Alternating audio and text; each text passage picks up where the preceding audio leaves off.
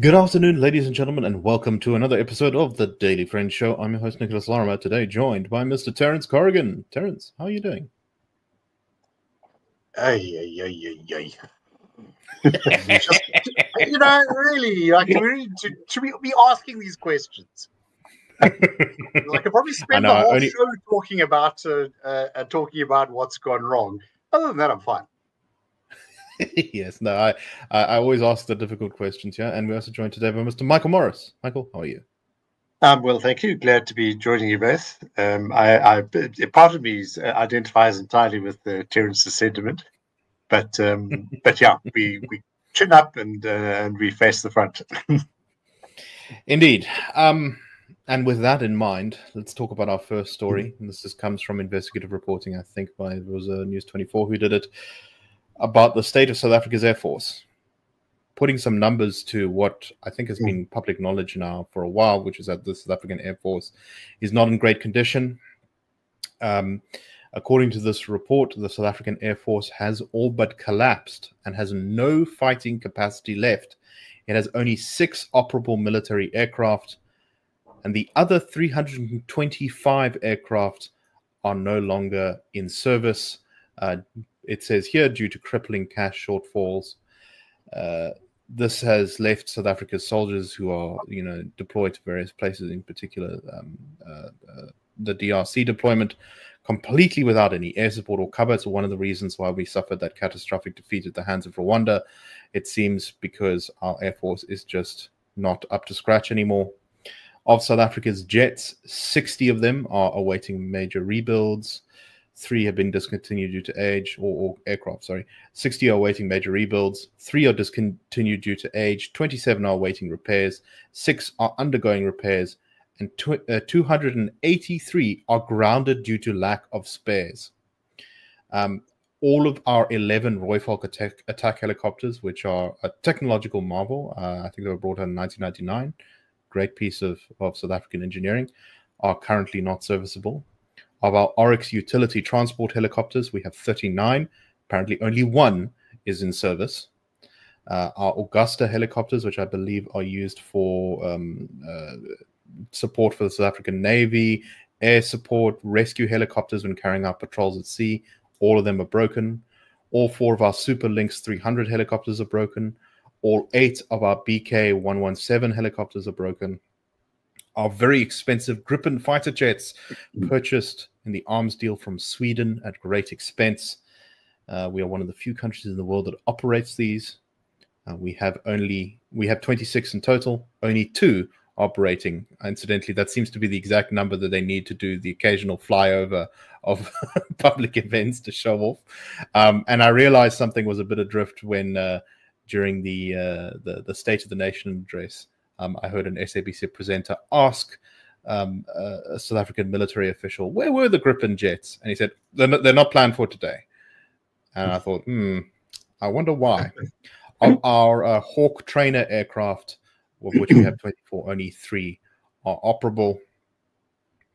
This is obviously a pretty big deal. This News 24 story makes the point rather, that if we had those terrible floods somewhere in our neighborhood in South Africa, or as happened in Mozambique back in 2000, there was that famous photograph of that woman who basically had to give birth in a tree because she was trapped by rising waters, and she and her baby were saved by South African pilots. The young girl who was born in that circumstance is a 24-year-old who's still alive today. Today, if that same situation occurred, South Africa would not have been able to rescue that person. And I think that is putting in human terms the sort of cost of a misfunctioning state institution like this. Never mind those 13 South African soldiers who were killed recently in the DRC, who one suspects may still be alive today, or maybe some of them may still be alive today, had we proper air support, had our Rooivalk attack helicopters been working correctly. Terence, let me start with you. You always make the point that if you're going to have a military, it needs to work. What are your thoughts on this story? Well, I don't think that we should broadcast my thoughts, because this is a family show, and I do think that the forum should be retained. Although this is not apparently a view held by a diplomatic court. Just saying. All right, so the deal is as follows. If each of those Hawk trainers was like training a pilot, there wouldn't be enough planes for them to fly after they graduated training. I mean, it just this is like it's beyond a crisis. It's to the point where words fail me. I think we've touched on this a couple of times. Lack of military preparedness in Western Europe, but this is like next level stuff. You have a fairly sizable air fleet of 300 odd planes, but you can get single digits of them actually in the air. Helicopters, particularly for the kind of operations that South Africa is deployed in. If we had those, if we had just one or two of those Rooivalks, in the DRC, things could have turned out very differently. They pack a great deal of firepower over, I don't understand, like sort of 12 kilometers. You can start taking out the opposition. And that's not just speculation. South Africa, in its previous deployment to the DRC against M23 and its Rwandan backers, was very successful in reversing the course of the conflict there. And we had our Rooivalk attack helicopters working back in 2013. Yeah, no. In fact, just a couple of weeks ago, funnily enough, I was watching a carte blanche video on YouTube about the Rooivalk deployment in the DRC. No, look, I mean, South Africa is, to all intents and purposes, out of money now, and I think it's not taking its army seriously. It's not taking its military seriously. So I think this is a very real public debate. Let's shut the whole thing down. Let's take some of those some of the people in the military who could perhaps be repurposed as a kind of coast guard, to ward off illegal fishing. Put maybe take some of the special forces and use them as a kind of what the French or the Italians call their gendarmerie or carabinieri, like sort of special forces for building penetration. But there's something farcical about maintaining people in uniform if they can't do the job. Then you end up with the largest surrender of South African troops since Tobruk. And funny thing. Yesterday in the City Press there was an article about how the army is looking to recruit. I don't know. It was like a certain number of white soldiers because white people are underrepresented in the lower ranks of the defense force.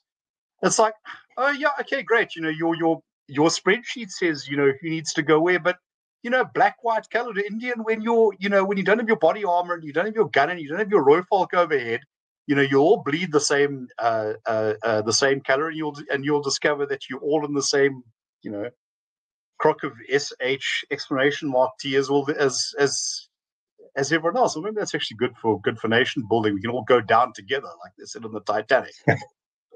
Or as they said on one of those airplanes that won't get off the ground.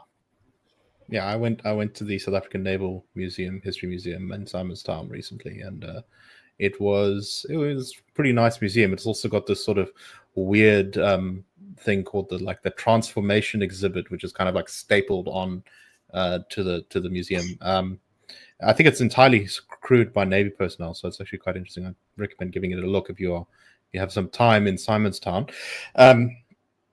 But they're the stories of the famous stories of the SS Mendi, a transport ship in the First World War, which was carrying Black South African labor contingents off to serve in Europe during the First World War. And this ship got rammed by another ship and then proceeded to sink. And there's this sort of heroic tale, true story of the soldiers on deck, kind of facing death together fearlessly without panic and kind of at attention. So Terence, perhaps this is what you're suggesting, the SS Mendi formula for South Africa, that we can all go down together into the briny deep. But money is definitely a problem, right? Our defense force is underfunded, particularly for the capacity and the size that it's supposed to be. We're supposed to be one of Africa's premier military forces, and that is just not the case. But when you see sort of 283 planes grounded for lack of spares, I do strongly get the feeling that this is not just a money problem. I very strongly suspect there is a management problem and very likely also a corruption problem, which may be connected to why there is not enough money. Michael, what are your thoughts on the story? I absolutely endorse all of what you and Terence have both said. I mean, running a military is a hugely expensive affair. You've got to be able to commit resources to it if you're going to sustain it. If you're not going to sustain it, as Terence perhaps wisely suggests, you've got to make that decision, a hard decision. You shut it down or you downscale it to what you can manage to retain. But there's no point in keeping this huge organization going if it can't do its job, and that's really the point we've reached. And I think you're quite right, Nicholas, that money is part of the problem. It is very expensive, but we aren't a massive military. We still have this huge army and Air Force, Navy on the books. It's not massively huge, but it's got to be run properly. And if it's just too big for the money we've got to downscale that. But the main thing is we've got to manage the resources properly. And I think that's, as you say, this is what we're looking at. There'll be all kinds of arguments about, the risk of militarism. I mean, would we be better off if we did have a huge, very effective army under the control of the present administration? Some people might say that this is not a desirable thing, but that's a different argument. Most of the function, or most of the actual activity of the South African Defence Force over the past, or defence, what is it called these days? The SADF is the old term for it. National Defence Force. National Defence Force. There we go. I mean, it's essentially the same thing. But since at least the late 1990s, bar a few sort of militaristic seeming endeavours or associated endeavours, most of it is really civil. It's a civil assistance institution, and performance has performed really quite heroically in that sense. As you mentioned, Nicholas, the rescue of people in floods in Mozambique. It's part of in a way of South Africa's influence and soft power in a way in the region. We can show that we do reach out a helping hand to neighbouring countries if they need it. Terence has mentioned the countering illegal fishing and other activities off the coast. And that could include, I mean, these days, all kinds of organized criminal activity, drug trade, multi-billion-dollar drug trade, which involves quite a bit of coastal activity. But, and of course, rescues also, this is also part of its function, just monitoring and looking after the interests of South Africans. But under present circumstances, this is just absolutely not possible.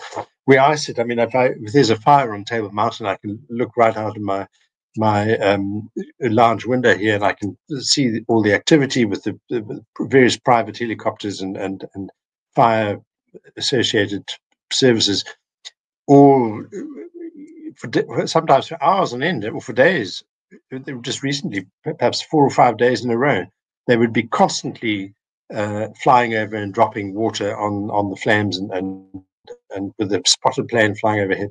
And I was watching this and I was thinking, what a wonderful opportunity it would be for an effective military to be able to use things like this to keep their skills at a high level, to teach younger pilots and younger operatives how to work in tandem with other organizations. It's quite difficult conditions, often right up against the mountain, high winds and so on. But of course, there was no sign whatever of any of that because it's just not there. So yeah, a great shame all round. The Defence Force can be much more of a service than its sort of military overtones might suggest, and at the moment we just can't manage that. So it's a shame. Yeah, no, I agree with that completely, and there is a lot of good work to be done. But I do think there is even some military work. We do have a dysfunctional autocratic state like Zimbabwe next door. Yeah. Who knows what it's going to be like in 5 years from now? I'm not saying Zimbabwe is going to invade us, but maybe they have some sort of internal conflict and it can spill over. Mozambique has been suffering through terrible civil conflicts recently. It's got that nasty insurgency in the north of Islamist radicals who are trying to take over the north of the country. And South Africa can't do much about it at the moment. No. You know, there's no point in sending in infantry to these places if we're not going to have the advantage that our you know, equipment and technology gives us, which is what our air forces do. Terence, any final thoughts on this one? Look, just to say that on the latter thing, the one advantage that conventional armies usually have over guerrilla forces is the ability to maintain elevation. So using helicopters, and if so for any conceivable threat that South Africa might face, that would be an integral part of it. But you know, just to riff a bit on what Michael said, I think that if you know, if we are not going to keep the army fighting fit and equipped to fight, then by all means, you know, maybe keep the keep those assets, but you know, demilitarize them. So use those helicopters to go and drop water and rescue people, and then turn, you know, their pilots into a sort of civilian civil rescue organization. But this kind of like halfway house where, yes, you know, we might send you off to fight with equipment that doesn't work is unfair to them. And it makes us a laughing stock. Yeah, exactly. All right, let's move into our next story. And this is probably, I think, the last time we're going to hear much in public about, I guess now former Ambassador Ebrahim Rasool, who we covered relatively recently, was ejected from the US after some comments he made about United States President Donald Trump. On his return to South Africa, he did this weird sort of, I don't know what to call it, rally press conference thing. I think it was in Cape Town. It was a welcome home ceremony or something. I'm not quite sure what the point of this is, but anyway, at said thing, he kind of, well, let's just say that he was unrestrained in expressing his feelings. Perhaps most worryingly, he said that while Cyril Ramaphosa should replace him as ambassador to the United States, that President Ramaphosa doesn't mean that Ramaphosa should appoint a white ambassador for a white president in the United States. So what a wonderful parting gift from the former ambassador after his stellar service to the South African Republic. Terence, what do you make of these comments? Yeah, today the president in his letter to the country said we mustn't allow foreign affairs to divide us or whatever. There, you know, white president, white people, ooh, those dreadful white people. Yeah,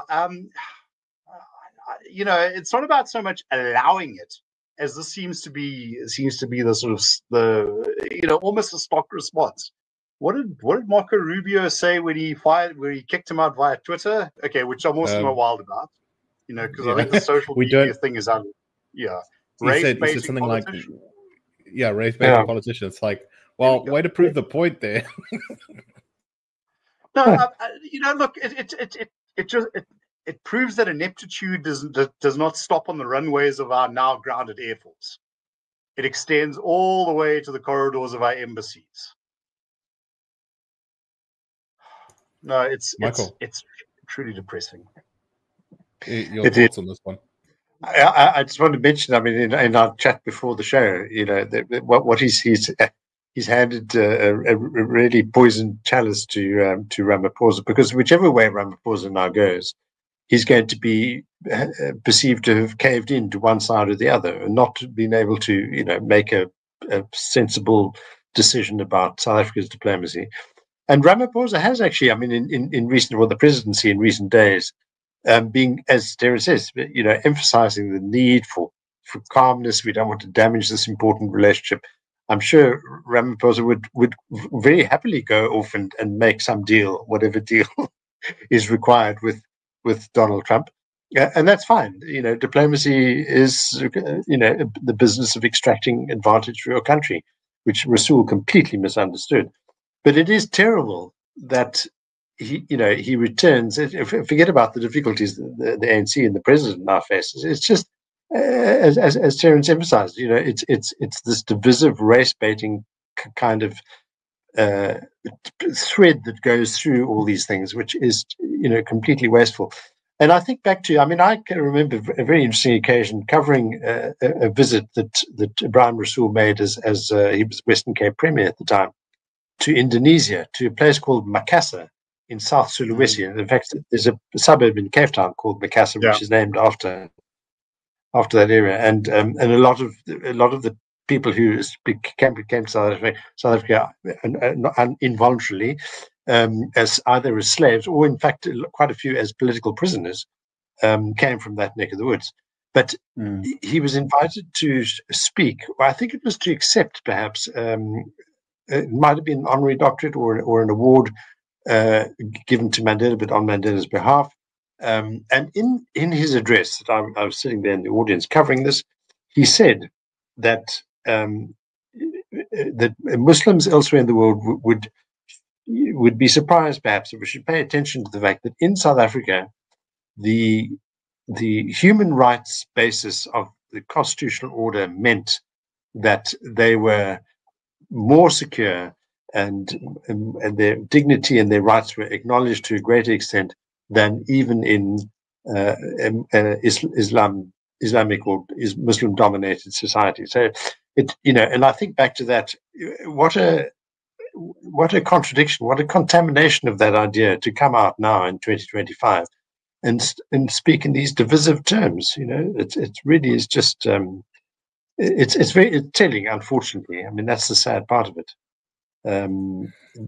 After all this time, when most South Africans have really got over all this stuff, the ANC finds that this is a convenient means to drive a wedge, to use leverage of some sort at this pretty base level. It's a great pity. So very much. One thought that occurs to me of this, Terence, is that it really kind of seems to me as though the ANC can't even sort of have, kind of coalesce around its own strategy.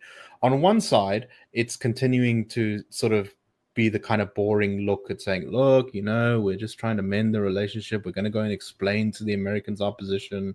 We're not going to be bullied, but then they don't mention who we're being bullied by. And they're playing it quite close to the chest. It's very kind of like staid and calm. We're not going to retaliate for Rasool. We're not going to kick out the American ambassador when he is appointed. That's kind of the tone coming from government. And at the same time, you've got the other half of the ANC running around declaring, that this is the great revolution in world affairs, and we are speaking truth to power. And it seems like even the ANC can't get on the same page for this one. There's, I know party discipline is not a thing the ANC is renowned for, but really, this is like scraping the barrel. This is, I think, advanced political sclerosis. It's an organization that's kind of out of ideas. That's presided over a litany of collapses. In fact, just a couple of weeks ago, I was speaking to somebody whom I was at university with and who was very much on the ANC's page, and said that there's probably not a metric where ANC governance has been successful. Sadly. You've got a party that I don't think you've got an organization that I don't think ever kind of resigned itself to being a political party and being a government. It was everything else, it was transformation, not governing. It was revolution, not politics. And also Tony Leon actually made an interesting point about the idea that the ANC and the state, as far as foreign policy goes, it's a distinction without a difference. So, and this is something that's been pulled up repeatedly over the last couple of years over Russia and whatever. No, that's the ANC. We're the South African government. But I don't think there's any part of the state that is more bound up with the ANC sort of ideological agenda. Not even education or health or anything like that. This, I think, has attracted a particular vintage of ideologue. This is the real deal. This is where we can carry on being what we were in the 1960s. What was the comment that was a revolution? Yeah, what was a comment made by one of our colleagues in our morning meeting today? Apparently, the ANC is telling other parties in the GNU that appointing the new ambassador to America is a government matter, not a government of national unity matter. Yeah. You wonder why this is a bad day. So let's finish off our bad day with Michael, the column that you wrote recently on the lack of the ANC's sort of lack of vision for a brighter South Africa. Now, critical as one may be of the ANC, I think you could argue that in the 90s and in the 2000s that they did have a much sort of stronger sort of claim to say this is what we want South Africa to be, but that there's just sort of no juice left whatsoever in that tank. The economy isn't growing, crime is up, 100 metrics you can look at, increasing dependence on pittances of social grants. There's so many metrics you can now look at to just say that South Africa is not heading in the right direction. Would you like to talk about your column? It's actually published today in Business Day, and I drew, in fact, on two ex-posts by former colleague Gareth van Onselen, great liberal, South Africa, very outspoken, very muscular and vigorous, and a small extract from a speech by Constitutional Court Judge Justice Jody Colopin. So I'll begin with the Gareth van Onselen ex post, which I think appeared maybe a week and a half ago, and it's simply this. This is probably a stupid question. It is so obvious, and yet I don't know the answer. Why does the ANC not just do better? Grow the economy, fix education, address crime, care about service delivery, etc. Surely it would be the biggest beneficiary of this. What is the downside? So it's a very good question. The quote from Justice Colopin's lecture, it was a human rights lecture at the 18th Human Rights Lecture at Stellenbosch University, I thought was very telling, because it sounds absolutely plausible and rational in the way that so much of the rhetoric and the narrative of the contemporary society goes. But I think it contains this quite interesting contradiction. He begins by saying, today, no one can explain the longevity of apartheid. And he then goes on to say, as we would all agree, in time, future generations will ask, how could a society with a history such as ours, armed with the constitution that we have and acutely aware of the dire consequences inequality and poverty hold for the future, have allowed poverty and inequality to endure for so long? And, the contradiction is between his beginning by saying no one can explain the longevity of apartheid, and then he goes on, in a sense, to explain why. And it's because not of the history of apartheid, but the history since apartheid, the past 30 years. And the second quote that I use from, the second post that I use from Gareth van Onselen is this one, that and it's as forceful as he always is. He says the fundamental problem with policy analysis in South Africa is that no matter the issue, no matter the scale of the problem, no matter the funding problem, if you are at all interested in a better tomorrow, there's only one real primary policy position you can hold: the ANC must go. And it's really the difficulty. The piece is really, in a sense, about South Africa's difficulty in just confronting this basic thing. We're always trying to, say nobody can explain why the effect of apartheid is lasting so long, and what are the problems? We've got implementation issues, we've got management issues, and it's really quite simple. We just have a tired political party that I think Terence was saying, but Eli has run out of ideas, and it just cannot actually manage this anymore. It confuses the government of national unity with government itself. I mean, that's such an elementary thing, but it does demonstrate the terrible weakness now at the heart of this thing, and its inability. An ANC supporter once said, you can only judge us in government after we've had enough, time. As only when we've had enough time in power as the country was taken to be messed up. But of course, he didn't say since apartheid. He said since basically colonialism. So he said we need 300 years before you can determine how good we are, and which is such garbage. Because if you look all around the world at countries that have been in worse positions than us often, that have turned themselves around to become, in some cases, more successful, or at least approaching more successful, that it has been done in shockingly short amounts of time. Major social transformation, whether you're looking at Japan in the 1800s, whether you're looking at, it's like Vietnam or Indonesia today, whether you're looking at India or China, you can have absolute. Ireland is another good example. Actually, it was a very dysfunctional country until relatively recently. These are places where the once the right policies were adopted, the change in the society came within a few decades and was noticeable within years, not within centuries. So the idea that as has been pointed out here, that we just we sort of can't, or it's too big a task, is just rubbish. We've just not taken the right approach. Terence, final thoughts for today? Yeah, look, I would just like to point out that Mr. Colopin, or Judge Colopin, in his career has rather been associated with this idea that this is all inexplicable because we have this constitution or whatever. He was a head honcho at the South African Human Rights Commission, which,